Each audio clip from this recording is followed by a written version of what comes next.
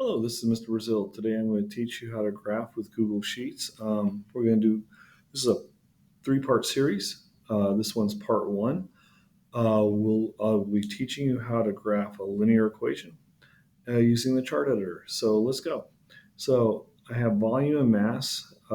These are masses of gold ingots that produce these volumes. And I highlight this data. And what I want to do is use this data to find the density of gold.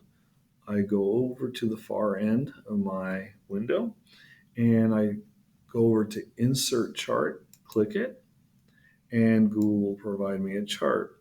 Now, since I tend to teach science, we like to use scatter plots. So I go to Scatter Plot and notice what Google has done. First, it plotted the data, nice little linear fit, and our volume is the x-axis, and our mass is in the series for our y-axis.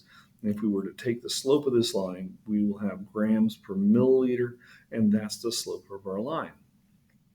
Now, we go to the chart editor and we go to customize, and we can actually edit this graph. Now, should you lose this chart editor, just go to your graph panel, double click, and the editor comes right back.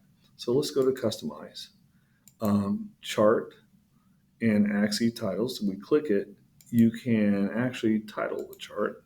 I'm going to title it volume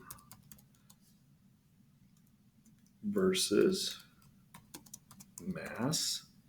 And then I'm going to go to my horizontal axis. And since that's the volume, type in volume, parenthesis, milliliters, parenthesis. And notice that the title was immediately inserted, the volume's inserted, there's a slight shading.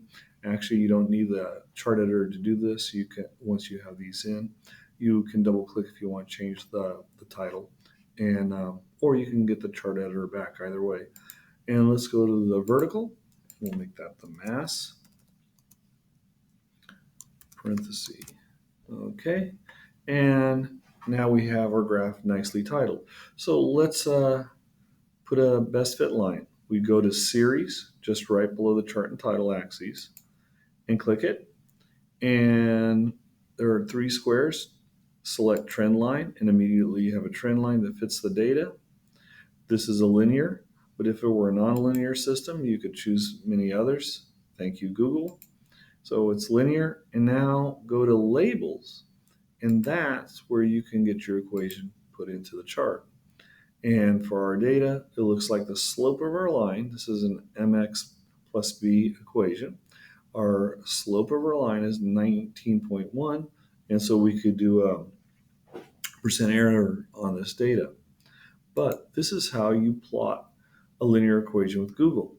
Again, this is a three-part series, so part two, I will plot two linear equations that have two x-axis datas.